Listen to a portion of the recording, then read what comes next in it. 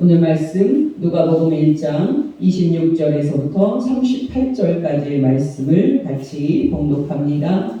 여섯째 달에 천사 가브리엘이 하나님의 보내심을 받아 갈릴리 나사렛이라는 동네에 가서 다윗의 자손 요셉이라는 사람과 약혼한 처녀에게 이르니 그 처녀의 이름은 마리아라. 그에게 들어가 이르되 은혜를 받은 자여 평안할지어다. 주께서 너와 함께 하시도다 하니 처녀가 그 말을 듣고 놀라 이런 인사가 어찌함인가 생각하매 천사가 이르되 마리아여 무서워하지 말라. 내가 하나님께 은혜를 입었느니라. 보라 내가 잉태하여 아들을 낳으리니 그 이름을 예수라 하라. 그가 큰 자가 되고 지극히 높으신 이의 아들이라 일컬어질 것이요 주 하나님께서 그 조상 다윗의 왕위를 그에게 주시리니 영원히 야곱의 집을 왕으로 다스리실 것이며 그 나라가 무궁하리라. 마리아가 천사에게 말하되 나는 남자를 알지 못하니 어찌 이 일이 있으리까. 천사가 대답하여 이르되 성령이 내게 임하시고 지극히 높으신 이의 능력이 너를 덮으시리니 이러므로 나실 바 거룩한 이는 하나님의 아들이라 일컬어지리라. 보라 내 친족 엘리사벳도 늙어서 아들을 배었느니라. 본래 임신하지 못한다고 알려진 이가 이미 6달이 되었나니 대저 하나님의 모든 말씀은 능하지 못하심이 없느니라. 마리아가 이르되 주의 여종이오니 말씀대로 내게 이루어지이다 하며 천사가 떠나가니라. 아멘. 네, 여러분, 드디어 오늘 우리는 매번 이사야의 예언을 생각을 하고 나서 다시 누가복음 1장 앞에 왔습니다. 여러분 중에는 제가 이렇게 누가복음을 생각을 하다가 또 거꾸로 이사야를 생각을 하고 또 다시 누가복음으로 돌아오는 이런 방식을 의아하게 생각하는 분이 있을 겁니다. 그러나 여러분, 제가 이렇게 하는 것은 의도적인 겁니다. 여러분이 알다시피 구약 성경은 철저하게 신약 성경을 가리키는 예언의 책이며 신약 성경은 구약 성경의 그 예언이 종말에 이루어진 성취의 책입니다. 정말 구약 성경은 철저하게 신약 성경을 가리키는 약속의 책이고 또 신약 성경은 구약 성경의 그 약속이 종말에 이루어진 성취의 책입니다. 더 구체적으로 말한다면 구약 성경은 그 자체로 완결되고 닫힌 책이 아니라는 겁니다. 구약 성경은 철저하게 신약 성경을 향하여 열려 있는 책입니다. 더 쉽게 말씀을 드리면 구약 성경은 철저하게 신약 성경에 기록된 예수 그리스도의 도래와 또 예수 그리스도 안에서 도래한 하나님의 나라를 가리키고 있습니다.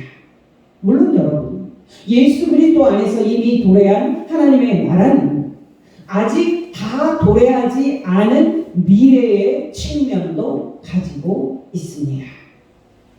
여러분, 구약 성경이 이렇게 철저하게 신약 성경에 기록된 예수 그리스도를 향한 예언과 약속의 책인 것은 우리가 히브리 성경을 구약 성경이라고 부르는 것에서 더 분명하게 나타납니다. 여러분이 들으셨는지 모르겠습니다만 우리가 구약 성경이라고 부르는 책을 유대인들은 히브리 성경이라는 뜻으로 타나크라고 부릅니다.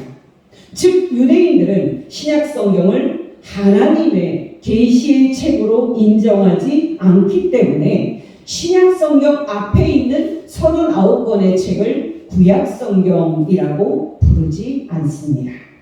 여러분이 이 이야기도 들어보시지 못하셨을 텐데요. 유대인들이 39권의 책을 배열한 순서도 우리 기독교인들이 39권의 책을 배열한 순서와 다릅니다. 예를 들어서 여러분, 우리가 구약 성경이라고 부르는 39권의 책은 말라기서라는 마지막 예언서로 끝납니다. 물론 여러분, 이렇게 말라기 예언서로 39권이 끝난다는 것은 그 그 예언서가 장차 이루어질 종말의 날을 기다린다 하는 뜻입니다.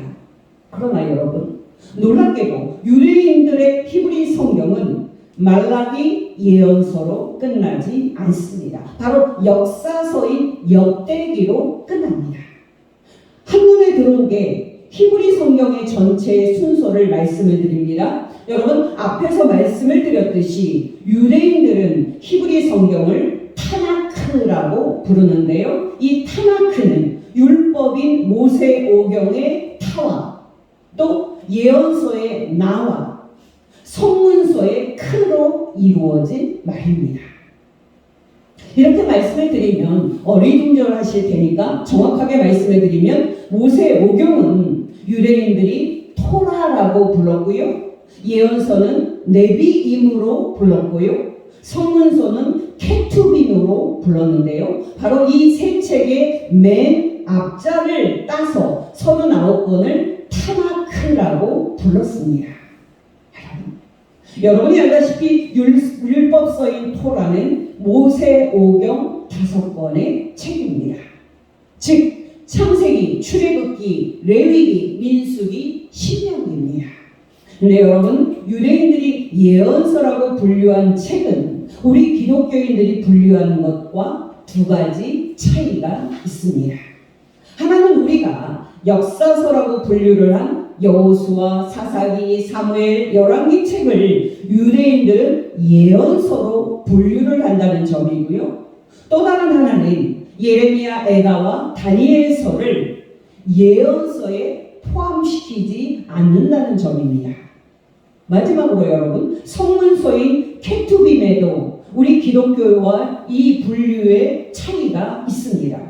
바로 이 성문서에 시편, 잠언, 욥기, 아가, 룻기, 예레미야, 에가, 전도서, 에스더, 다니엘, 에스라, 역대기가 들어있습니다. 여러분 놀랍지 않습니까? 이렇게 유대인들이 39권 책을 순서 잡고 배열한 방식이 우리 기독교인과 다릅니다. 여러분, 중요한 것은 무엇입니까? 바로 예언서의 위치와 순서입니다. 앞에서 말씀해 드렸듯이 유대인들은 예언서를 39권의 중간에 배치를 하고 성문서를 맨 끝에 배치를 하면서 39권 책을 끝냈습니다. 물론 여러분, 이 배열의 뜻은 구약성경이 신약성경을 향하여 있지 않고 닫힌 책이라는 뜻입니다. 정말 놀란 일인데요. 예수 그리스도를 믿는 유대 그리스도인들은 예수 그리스도를 믿게 되자 유대인들이 배열한 39권의 순서를 바꿔버렸습니다. 놀랍게도 유대 그리스도인들은 나사렛 예수께서 하나님이 보내신 그리스도가 맞다 하는 확신이 생기자 유대인들이 해놓은 39권의 순서를 예수 그리스도를 가리키도록 순서를 바꿨습니다. 그래서 지금 구약 성경의 예언서 책들이 맨 마지막에 있게 된 것이고, 마지막 예언서인 말라기가 구약 39권의 마지막에 있게 된 겁니다. 여러분, 중요한 것은 뭡니까? 구약 성경이 가리키는 것도 예수 그리스도이시고 신약 성경이 가리키는 것도 예수 그리스도라는 사실입니다. 정확하게 말한다면 구약 성경 책이 종말에 이 땅에 오실 그리스도에 대한 예언한 책이라면 신약 성경 책은 종말에 이 땅에 이미 오신 그리스도 예수에 대해서 증언하는 책입니다.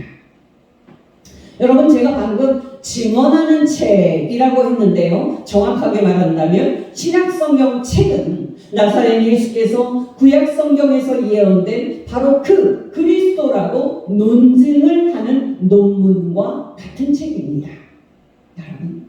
여러분이 알다시피 누가는 누가복음과 사도행전을 하나로 엮어서 소위 두 권으로 된 책을 썼습니다. 왜 여러분 역사책을 보면 하나의 주제로 쓰여진 몇 권짜리 역사책 있지 않습니까? 그것처럼 누가는 나사렛 예수에 대해서 2권짜리 역사책을 썼습니다. 그러나 여러분, 정확하게 말한다면 이 2권은 단순한 책이 아닌 나사렛 예수께서 구약 성경에 예언된 그 그리스도이심을 논증한 논문입니다. 여러분, 영어 성경에서 가장 먼저 번역이 되고 가장 잘 번역된 역본이 킹 제임스 버전인데요. 놀랍게도 킹 제임스 버전은 누가복음과 사도행전을 가리키는 누가의 단어를 논문이라는 단어로 번역을 했습니다. 영어로는 트리타이즈입니다. 두 번째 책인 사도행전을 쓰면서 누가가 자신이 먼저 쓴 책을 논문이라고 말하는 것을 주목하십시오. 사도행전 1장 1절에서 2절 말씀을 제가 킹 제임스 버전으로 번역을 해서 말씀을 드립니다. 데오빌로 각하여, 제가 먼저 쓴 논문은 예수께서 행하시고 가르치는 일을 시작하신 날부터 예수께서 그의 택하신 사도들에게 성령을 통해 명령하신 후 하늘로 승천하신 날까지의 일에 관한 것이었습니다. 여러분, 놀랍지 않습니까? 누가복음은 나사렛 예수께서 구약 성경에서 예언된 그리스도이심을 데오빌로에게 논리적으로 논증해 보이기 위해서 누가에 의해 기록된 논문이었습니다. 여러분, 누가가 이 누가복음을 쓴 이 목적은 당연하겠습니다만은 다른 사복음서인 마태복음과 마가복음과 또 요한복음이 쓰여진 이유이기도 했습니다. 마태복음과 마가복음은 명시적으로 기록 목적을 밝히지 않고 있습니다만은 요한복음은 놀랍게도 그 논문을 쓴 저자가 누가와 똑같은 저술 목적을 가지고 있었음을 밝히고 있습니다. 요한복음 20장 30절 31절입니다. 킹 제임스 버전을 제가 번역을 해서 말씀해 드립니다. 예수께서는 이 책에 기록되지 않은 다른 표적도 제자들 앞에서 많이 행하셨습니다. 그러나 이것들만 이 책에 기록된 목적은 여러분이 예수께서 그리스도요 하나님의 아들이심을 믿고 또 여러분이 그렇게 믿어서 그분의 이름을 통해 생명을 얻도록 하기 위해서입니다. 여러분, 앞에서 말씀을 드렸듯이 마태복음과 마가복음의 저술 목적은 복음서 안에 들어있지 않습니다만은 말할 필요 없이 마태복음과 마가복음의 저술 목적도 예수께서 구약에서 예언된 그리스도요 하나님의 아들이심을 초대교회 교인들에게 논증하기 위한 것이었습니다. 여러분, 마태복음을 저술한 마태는 그의 복음서의 첫 부분인 마태복음 1장 1절에서 어떤 서론적인 말도 하지 않고 큰 나팔을 불듯이 큰 소리로 이렇게 말합니다. 헬라어 원문에 가장 가깝게 번역을 한 킹 제임스 버전입니다. 쉬운 영어이니까 말씀을 드리면 The Book of the Generation of Jesus Christ, the Son of David, the Son of Abraham입니다. 번역을 하면 족보, 즉 예수 그리스도 다윗의 아들 아브라함의 아들의 족보. 놀랍지 않습니까? 마태는 시작 부분에 예수께서 구약에서 예언된 그 그리스도다라고 크게 선포를 하면서 가장 확실한 증거로 예수님의 족보를 내세우고 있습니다. 여러분, 마가복음의 저술 목적도 똑같은 논증이었습니다. 마가복음의 시작 부분인 마태복음 1장 1절 킹 제임스 버전입니다. The beginning of the gospel of Jesus Christ, the Son of God. 번역을 하면 시작, 즉 예수 그리스도 하나님의 아들의 복음의 시작. 역시 마가복음을 저술한 마가도 예수께서 그리스도요 하나님의 아들이다 라고 시작부터 꽉 때리면서 복음서를 써 내려갑니다. 그러면서 마가가 예수께서 그리스도이심을 논증하는 첫 번째 증거는 예언자 이사야의 예언입니다. 마가복음 1장 1절에서 4절까지의 말씀을 공동 번역으로 읽어드립니다. 예수 그리스도 하나님의 아들에 관한 복음의 시작. 예언자 이사야의 글에 이제 내가 일꾼을 너보다 먼저 보내니 그가 내 갈 길을 미리 닦아 놓으리라 하였고 또 광야에서 외치는 이의 소리가 들린다. 너희는 주의 길을 닫고 그의 길을 고르게 하여라 하였는데 기록되어 있는 대로 세례자 요한이 광야에서 세례를 주었고 죄의 용서를 받게 하는 회개의 세례를 설교했다. 여러분, 중요한 것은 무엇입니까? 바로 우리가 믿는 나사렛 예수께서 구약 성경에서 예언된 그 그리스도이고, 우리가 믿는 예수께서 하나님께서 구약 성경을 통해서 보내시겠다고 예언하신 그 하나님의 아들이라는 사실입니다. 그리고 우리가 이 믿음을 통해서 영생과 생명을 얻는 하나님의 자녀가 되었다는 사실입니다. 바로 여러분, 이 두 가지 복된 사실을 확인하고 또 확인을 하기 위해 우리가 복음서를 읽는 겁니다. 정말 여러분, 이 두 가지 영광스러운 진리를 우리 마음에 새기고 또 새기기 위해서 우리가 복음서를 읽는 겁니다. 당연히 여러분, 우리가 이렇게 복음서를 읽고 우리가 이렇게 복음서를 들음으로써 우리 심령에 맺히는 열매는 구원받은 감사와 찬송입니다. 정말 우리가 이렇게 복음서를 읽고 우리가 이렇게 복음서를 들음으로써 우리 마음에 맺히는 결과는 우리를 죄에서 구원하신 하나님과 우리 주 예수 그리스도를 향해서 기쁨으로 올려드리는 감사와 찬양입니다. 우리는 지금까지 예수께서 하나님께서 구약 성경을 통해서 보내시겠다고 예언하신 그 그리스도이심을 논증하는 것이 사복음서 기자들의 가장 중요한 목적임을 확인했습니다. 그렇다면 여러분, 그리스도가 구체적으로 무슨 뜻입니까? 오늘 본문 누가복음 1장으로 가보겠습니다. 여러분, 누가복음 1장에서 가장 중요한 사실은 하나님께서 2명의 아기를 6개월 간격으로 이 땅에 태어나게 하셨다 하는 사실입니다. 다시 말씀을 드리지만 하나님께서 2명의 아기를 그때 태어나게 하셨다는 사실이 중요합니다. 여러분, 구약 성경의 마지막 책인 예언서 말라기로부터 따져보면 약 400년 만에 하나님께서 역사에 다시 등장을 하고 계시는 겁니다. 여러분이 알다시피 하나님께서는 당신의 백성인 이스라엘 역사 속에서 중요한 시기에 등장하셔서 구원의 행동을 하셨습니다. 예를 들면 사무엘하 7장에 있는 대로 하나님께서는 다윗을 왕으로 세우신 다음에 당신의 종 다윗 왕에게 그를 이어서 그의 나라를 영원히 다스릴 왕을 장차 보내시겠다고 언약을 주셨습니다. 또 우리가 그동안에 확인을 했듯이 이사야를 포함해서 여러 선지자를 통해 하나님께서는 장차 다윗의 나라를 영원히 다스릴 왕을 보내시겠다고 계속 약속을 하셨습니다. 이사야 선지자를 통해서 하신 하나님의 약속입니다. 이사야서 11장 1절에서 11절까지 현대인의 성경입니다. 이제 다윗 왕의 혈통은 잘라진 나무처럼 끊어질 것이지만 장차 이새의 줄기에서 새순이 돋고 그 뿌리에서 새 가지가 나오듯이 다윗의 후손 가운데서 한 새로운 왕이 일어날 것이다.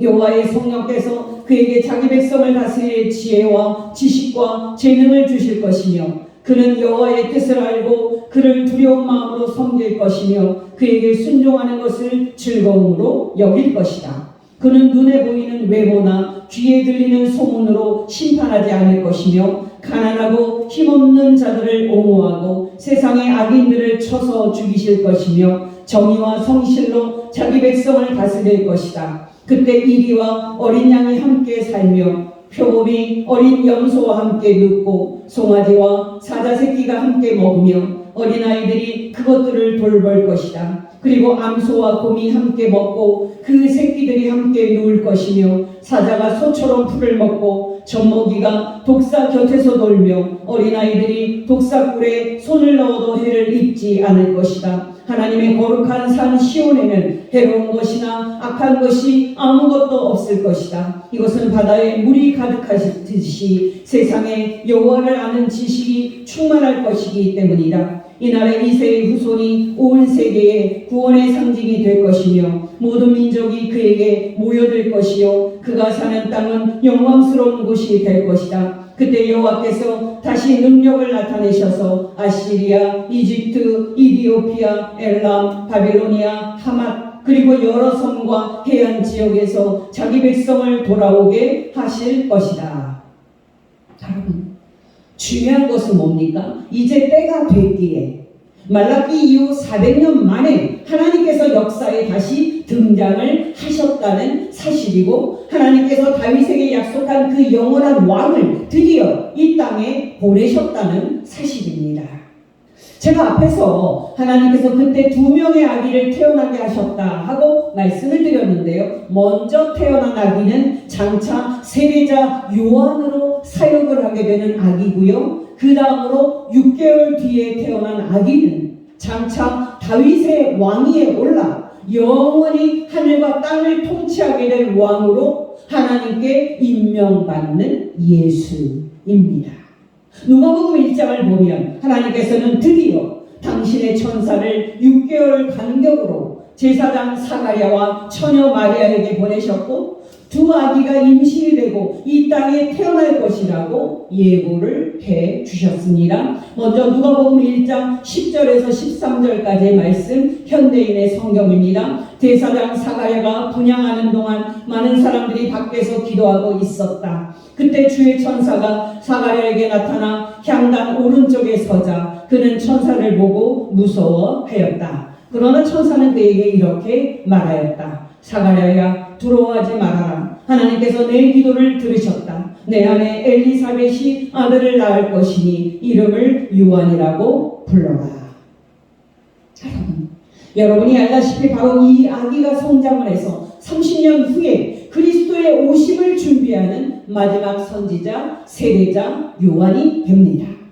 또 여러분, 하나님께서는 당신의 천사를 처녀 마리아에게 보내셔서 드디어 당신께서 약속하신 대로 다윗의 왕위를 영원히 이어받을 왕이 될 아기의 잉태를 알리셨습니다. 누가복음 1장 26절에서 33절까지의 말씀, 현대인의 성경입니다. 제사장 사가랴의 아내 엘리사벳이 임신한 지 6달이 되었을 때 하나님께서는 가브리엘 천사를 갈릴리 나사렛이라는 마을에 사는 다윗의 후손 요셉과 약혼한 처녀 마리아에게 보내셨다. 천사가 그 집에 들어가 마리아에게 은혜를 받은 처녀여 기뻐하여라. 주님께서 너와 함께 계신다 하는 말에 마리아는 이런 인사말이 무슨 뜻인지 몰라 어리둥절하였다. 그러자 천사가 말하였다. 마리아야, 무서워하지 말아라. 너는 하나님의 은혜를 받았다. 이제 내가 임신하여 아들을 낳을 것이다. 이름을 예수라고 불러라. 그는 위대한 인물이 될 것이며 가장 높으신 하나님의 아들이라고 불릴 것이다. 주 하나님께서 그의 조상 다윗의 보좌를 그에게 주실 것이니 그가 영원히 야곱의 집을 다스릴 것이며 그의 나라가 끝없이 계속될 것이다.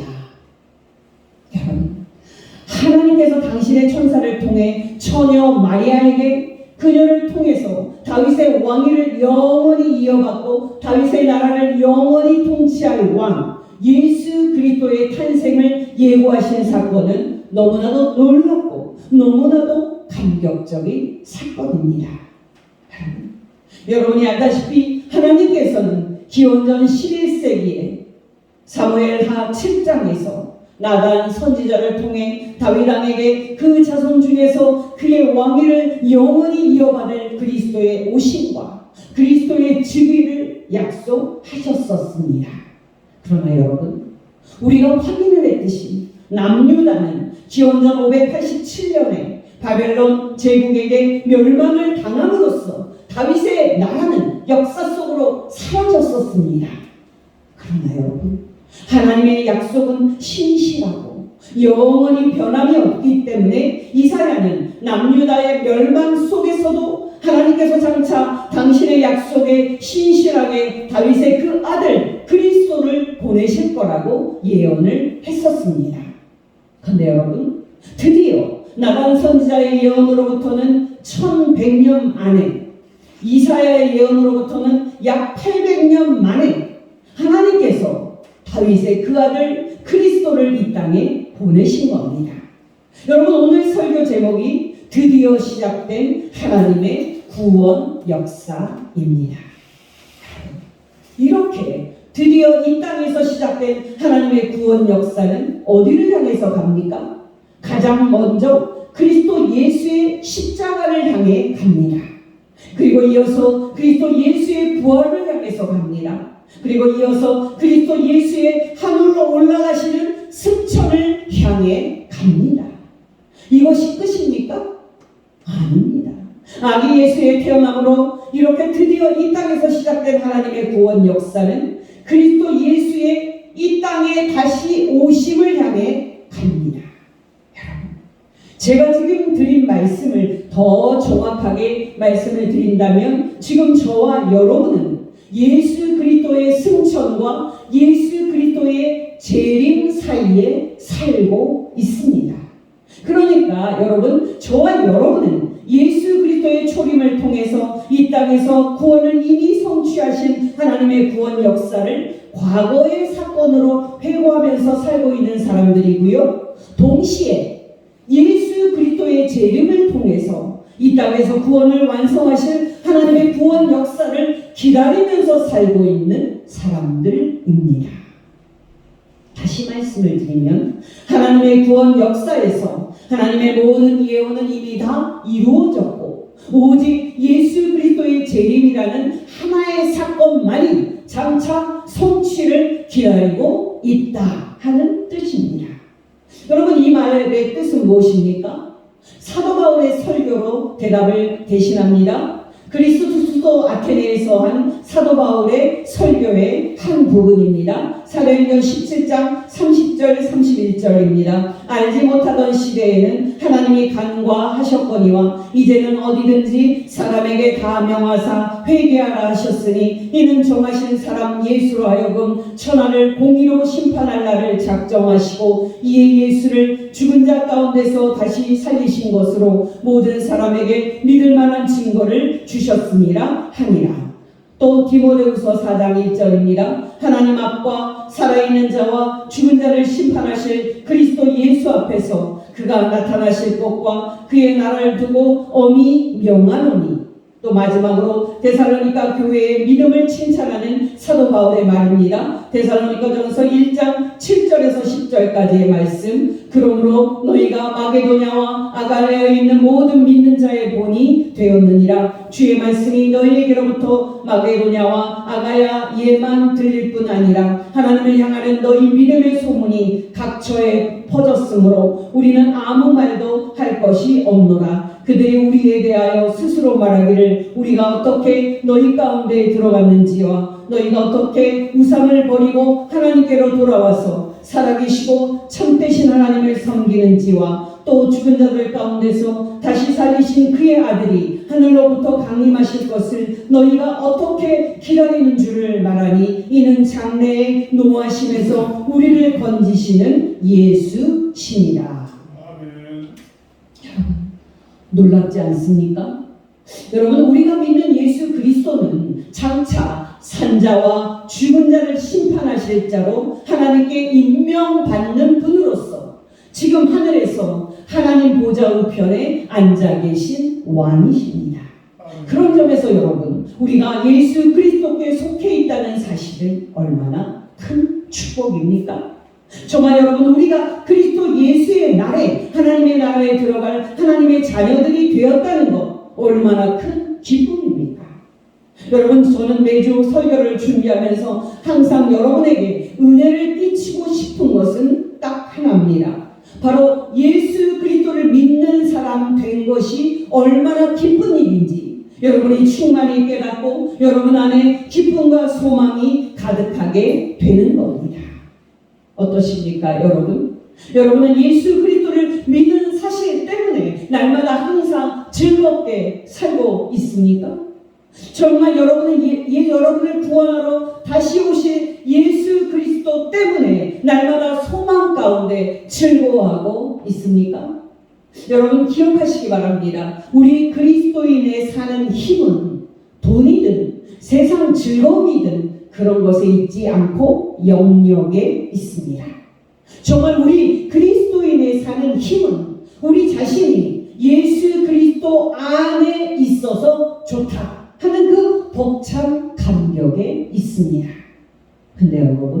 여러분 중에는 이 은혜를 잃어버리고 심령 부흥이 필요할 정도로 심령이 메마른 상태에 있는 분들이 있을 것입니다.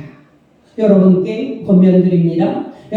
여러분의 기도 생활과 성경 묵상과 예배와 순종하는 삶을 점검해 보십시오. 왜냐하면 그 생활들이 회복이 되어야만 내가 예수 그리스도 안에 있어서 좋다 하는 그 즐거움과 감격이 회복이 될 것이기 때문입니다. 저와 여러분이 부디 경건한 생활을 회복하셔서 우리의 구원자이신 예수 그리스도를 알아가는 가운데 기쁨과 소망이 충만한 복된 성도 되시기를 예수 이름으로 축원합니다. 기도하겠습니다. 하나님 아버지, 오늘 말씀을 통해서 나사렛 예수께서 구약 성경에서 예언된 그 그리스도이심을 가르쳐 주신 것 진심으로 감사를 드립니다. 하나님 아버지, 우리에게 날마다 말씀과 성령으로 충만하게 하여 주시사 날마다 이 복된 구원 얻는 신앙을 소중히 여기며 이 신앙에 합당하게 우리의 남은 인생 성삼위 하나님을 전심으로 사랑하며 우리 이웃을 내 몸같이 사랑하는 참된 삶을 살게 하옵소서. 그리하여 하나님 아버지, 장차 우리가 모든 사람의 재판장 되시는 우리 주 예수 그리스도 앞에 설 때 잘했다 칭찬받고 천국에 들어가 영생을 얻는 복된 성도 되게 하옵소서. 우리의 유일한 중보자 되신 하나님의 아들 예수 그리스도의 이름으로 기도합니다. 아멘.